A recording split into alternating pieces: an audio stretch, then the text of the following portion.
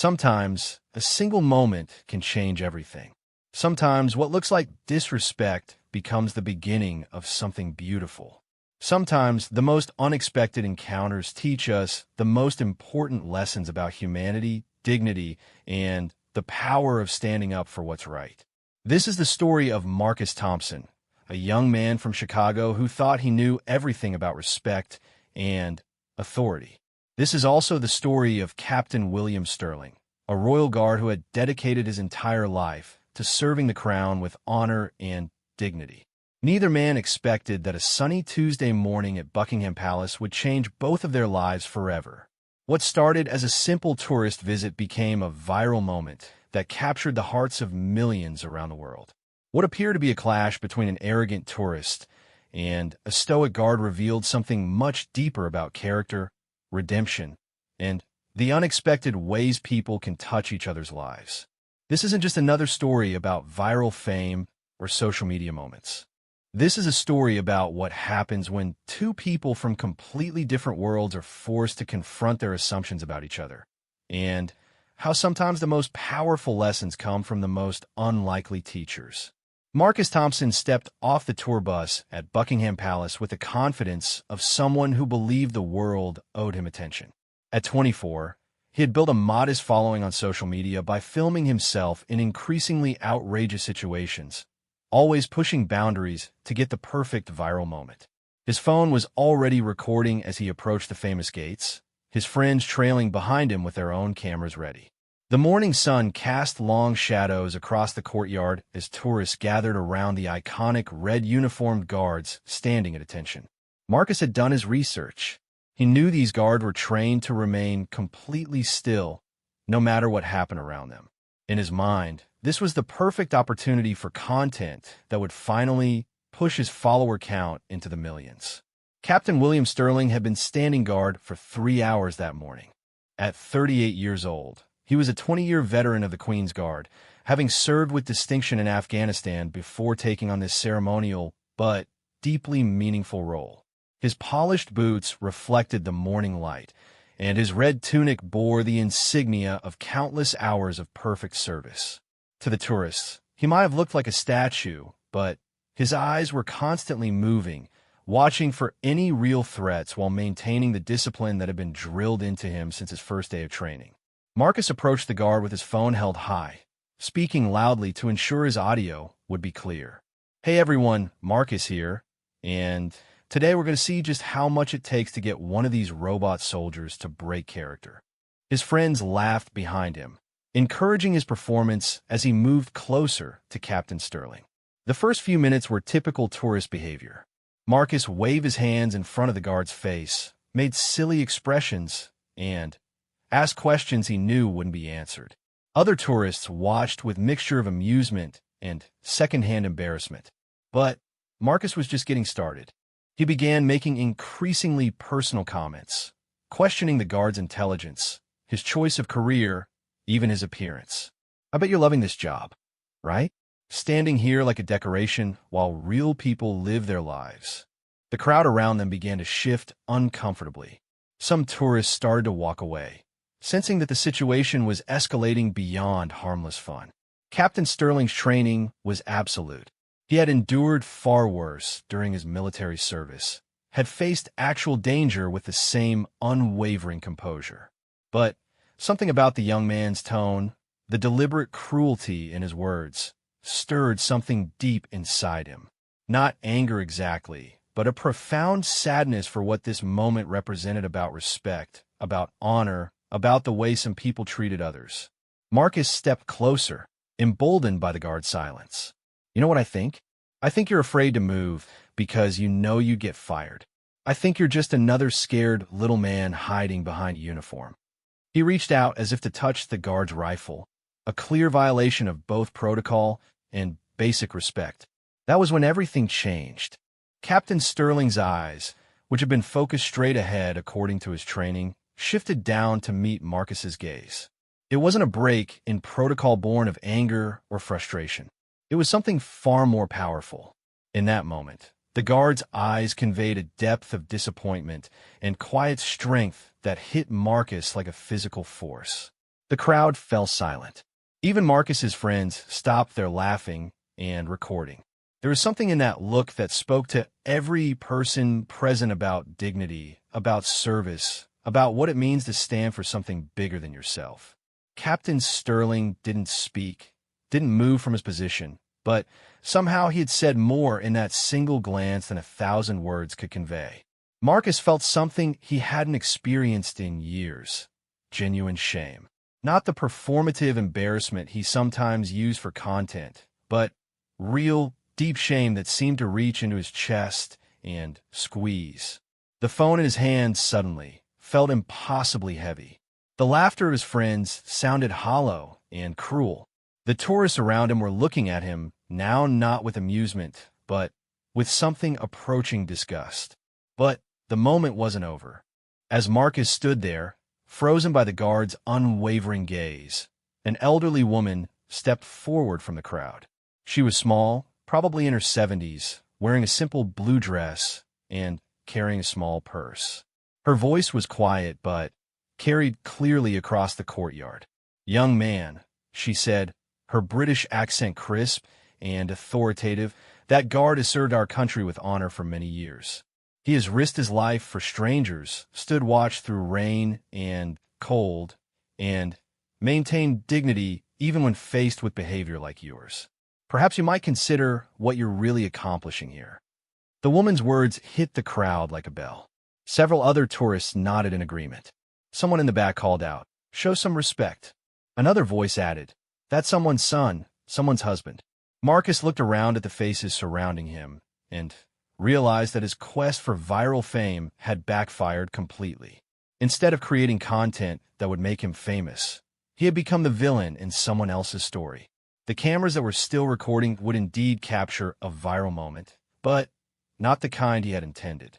Captain Sterling remained perfectly still, but something had shifted in the entire situation. What had started as one young man's attempt to humiliate a guard had become a moment where a community of strangers stood up for dignity and respect. The guard hadn't broken his composure, hadn't violated his training, but somehow he had won something far more important than any confrontation. Marcus's hands were shaking now as he lowered his phone. The weight of what he had done, what he had tried to do, settled on his shoulders like a lead blanket. He looked back at the guard's face, still stern but somehow not unkind, and realized that he had encountered something he had never really understood before: true strength, true discipline, true honor. The crowd began to disperse, but not before several people approached Captain Sterling to express their appreciation for his service. They couldn't speak to him directly due to his duties, but they stood near him, offering silent support and respect. Marcus watched this happen, watched as person after person chose to honor this man he had tried to humiliate, and felt something crack open inside his chest.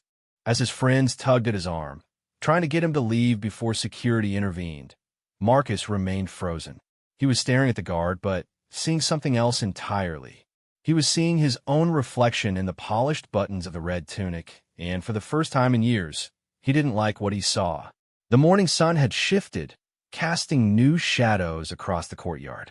The moment that Marcus had planned to last just long enough for a good video clip had stretched into something eternal, something that would replay in his mind for years to come. He had come to Buckingham Palace looking for content. Instead, he had found a mirror, and the reflection staring back at him was someone he wasn't sure he wanted to be anymore.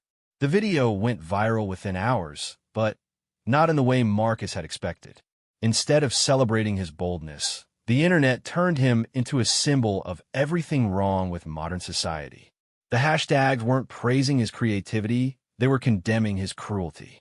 Hashtag Respect the Guard began trending, with thousands of people sharing their own stories of military service, sacrifice, and the importance of honoring those who serve. Marcus sat in his London hotel room that evening, scrolling through comment after comment. Each one felt like a punch to his stomach. Disgusting behavior. This is what's wrong with young people today. Someone should teach this kid some respect. But the comments that hurt the most weren't the angry ones. They were the disappointed ones, The ones from parents saying they hoped their children would never behave this way. The ones from veterans sharing what it meant to them to serve with honor. His friends had abandoned him after the video started getting negative attention. They deleted their own footage and distanced themselves from the incident, claiming they had tried to stop him. Marcus found himself completely alone for the first time in years, without the constant validation of likes, shares, and comments that had become his drug of choice. But something else was happening in the digital world. Mixed in with the criticism were stories about Captain William Sterling. People had recognized him from previous videos and photos, and his background was being shared across social media platforms. Marcus learned that the man he had tried to humiliate was a decorated veteran who had served 3 tours in Afghanistan. He had saved the lives of fellow soldiers, had been awarded medals for bravery under fire, and had chosen the ceremonial guard position as a way to continue serving his country after his combat years. More details emerged. Captain Sterling was married to a nurse who worked with veterans suffering from PTSD. They had 2 young children and lived modestly on his military salary. He volunteered at a local community center, helping young people from troubled backgrounds find direction in their lives. The guard that Marcus had seen as a target, a prop for his entertainment, was a real person with a real life, real relationships, real meaning to his existence. The elderly woman who had spoken up was identified as Margaret Thornfield, a retired school teacher whose own son had died serving in Iraq 15 years earlier. Her quiet defense of Captain Sterling wasn't just about one guard, it was about every parent who had said goodbye to a child in uniform, every family that had folded a flag and tried to find meaning in sacrifice. Marcus's phone kept buzzing with notifications, but he had stopped reading them. Instead, he found himself researching everything he could about military service, about the Queen's Guard, about what it actually meant to stand at attention for hours while tourists treated you like an attraction.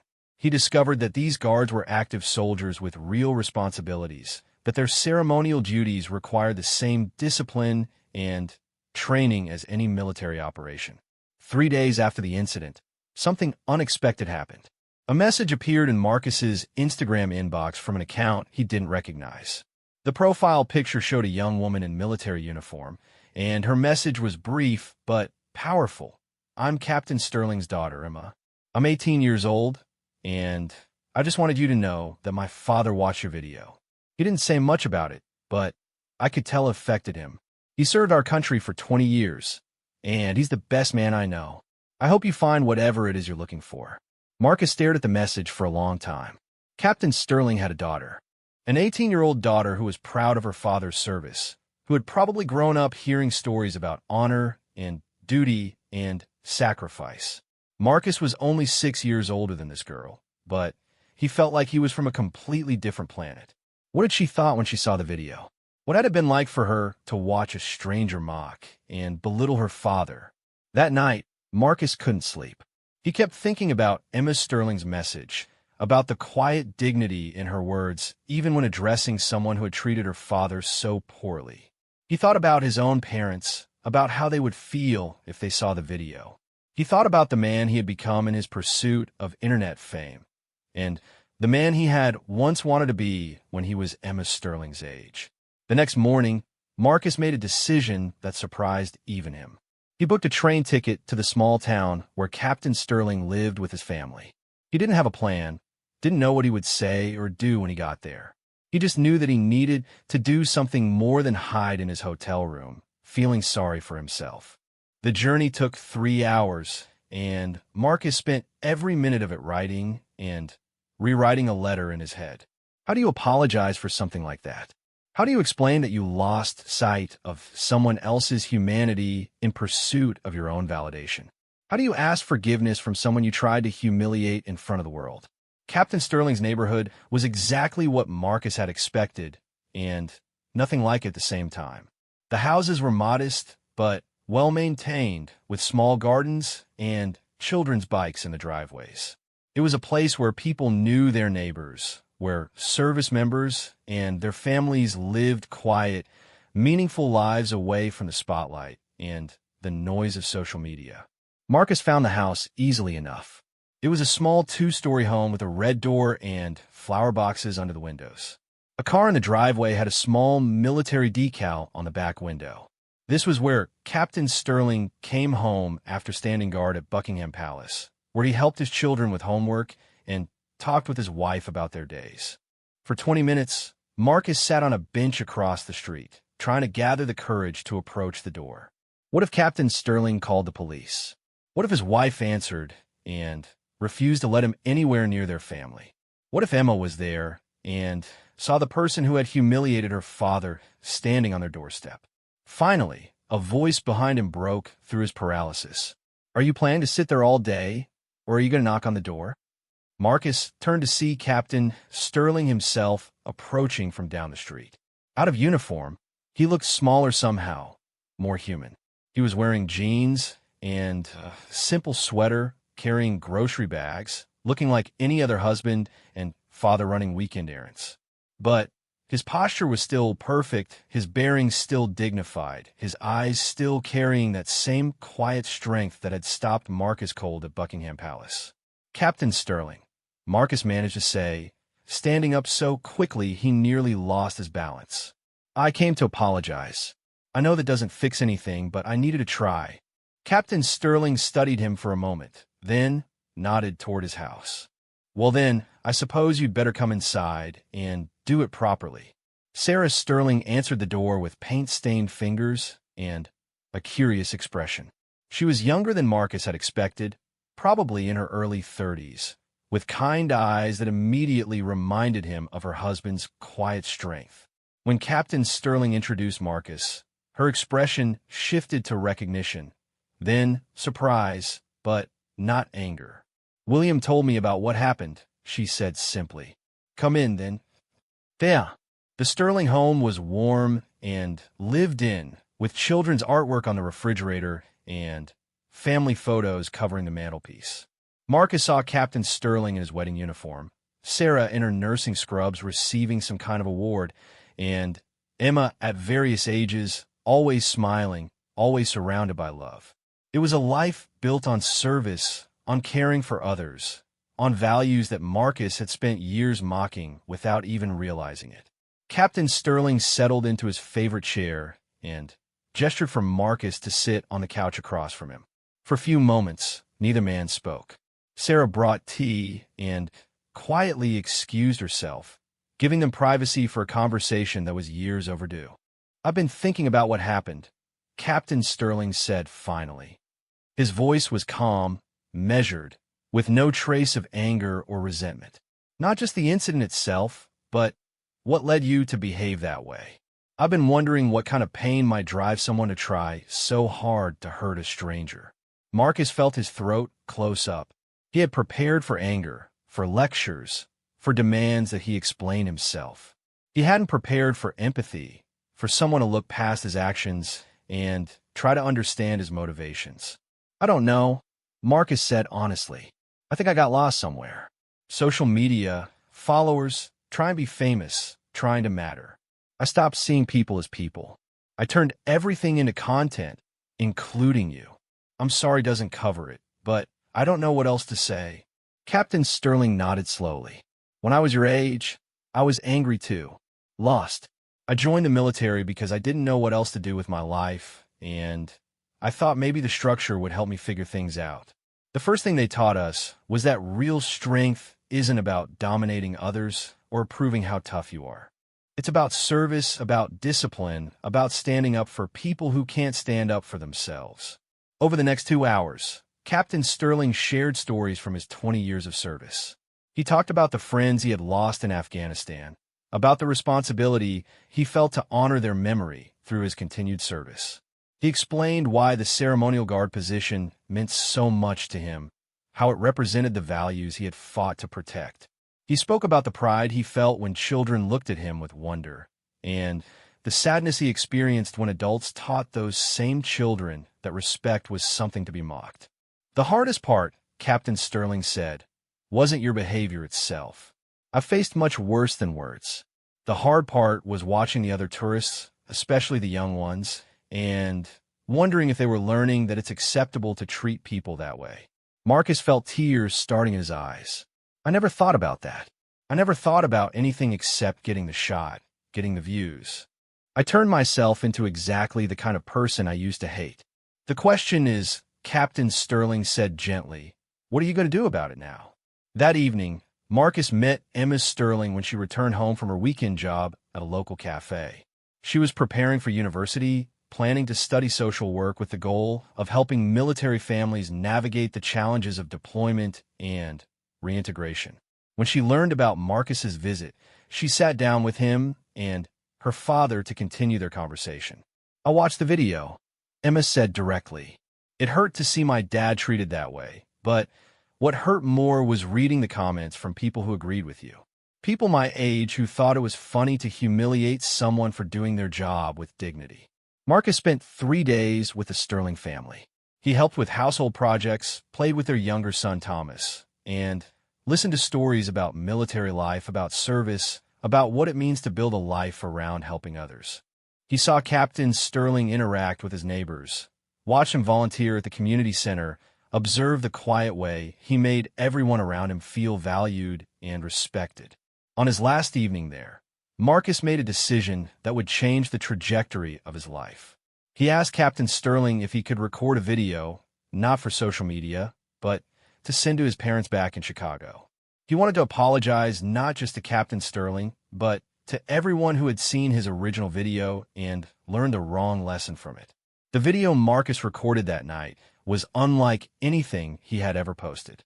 There were no special effects, no clever editing, no attempts to go viral. It was just a young man sitting in a modest British living room, talking honestly about his mistakes and what he had learned from them. My name is Marcus Thompson, he said to the camera, and 5 days ago, I did something that I'm deeply ashamed of. I tried to humiliate a British Royal Guard for internet views, and in the process, I humiliated myself and everyone who raised me to be better than that. He talked about Captain Sterling's service, about his family, about the difference between real strength and the performative aggression that had driven his behavior. He spoke about the elderly woman who had stood up for dignity when he had attacked it, about the community of strangers who had chosen respect over entertainment. I came here to apologize, Marcus continued, and Captain Sterling did something I didn't expect. He forgave me, but more than that, he helped me understand something about myself that I had lost sight of. He showed me what it looks like to live with purpose, to serve something bigger than your own ego, to treat every person you meet as if they matter. The video concluded with Marcus announcing that he was deleting his social media accounts and returning to school to complete the degree he had abandoned to chase internet fame. He spoke about his plans to volunteer with organizations that helped veterans transition to civilian life, about his desire to use whatever skills he had developed in service of something meaningful rather than just attention-seeking. When Marcus posted the video, he tagged it simply, an apology and a promise to do better. The response was immediate and overwhelming. The same internet that had condemned him now embraced his transformation. Veterans organizations reached out offering volunteer opportunities. Schools invited him to speak about the dangers of seeking validation through harmful behavior. Mental health advocates praised his honesty about the emptiness he had been trying to fill with social media fame. But the response that mattered most came from Captain Sterling himself, who sent a simple message, "Proud of you, son. This is what courage looks like." 6 months later, Marcus was back in Chicago, finishing his degree in social work and volunteering 20 hours a week with an organization that helped young veterans readjust to civilian life. He had discovered that he had a talent for connecting with people who felt lost and directionless, perhaps because he understood that feeling so intimately. Captain Sterling and his family became regular correspondents, sharing updates about their lives and checking on Marcus's progress. Emma Sterling was thriving at university, planning a career that would help military families. Thomas Sterling had written Marcus a letter in his 7-year-old handwriting, thanking him for apologizing to his daddy and asking if Marcus would visit again soon. The viral video that had made Marcus briefly infamous was still online, but It was now most often shared alongside his apology video as an example of redemption and growth. Educators used the pair of videos to teach about digital citizenship, about the real human impact of online behavior, about the possibility of change and growth even after serious mistakes. Captain Sterling continued his service with the Queen's Guard, standing at his post with the same dignity and strength he had always shown. But something had changed for him too. The incident with Marcus had reminded him of his power to influence others through his example, of the importance of his role, not just as a guard, but as a symbol of service and honor. On the anniversary of their first meeting, Marcus returned to London to visit the Sterling family again. This time, he also returned to Buckingham Palace, not as a tourist seeking content, but as someone who wanted to pay his respects properly. He stood with the other visitors, watching the guards perform their duties with precision and dignity. When Captain Sterling appeared for his shift, Marcus caught his eye for just a moment. The guard's expression didn't change, maintaining his professional demeanor, but there was something in his eyes that Marcus recognized: approval, friendship, and the quiet satisfaction of seeing someone choose to become better than they were. As Marcus walked away from the palace that day, he reflected on how much his life had changed since that morning when he had approached a royal guard looking for viral fame. He had found something much more valuable: purpose, meaning, and the understanding that real strength comes not from tearing others down, but from building them up.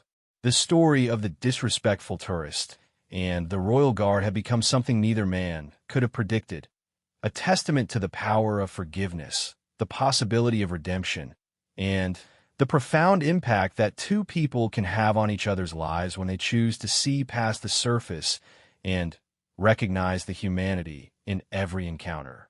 Marcus now worked with at-risk youth, sharing his story as a cautionary tale and an inspiration. Captain Sterling continued his service, knowing that his example of dignity and restraint had helped transform not just one young man's life, but countless others who had witnessed their interaction and learned something about respect, honor, and the courage to change. Sometimes the most viral moments teach us the most important lessons about what really matters. Sometimes shame becomes the beginning of wisdom. And sometimes, when we're brave enough to face the consequences of our actions and humble enough to learn from those we've wronged, we discover that redemption is always possible, one honest conversation at a time.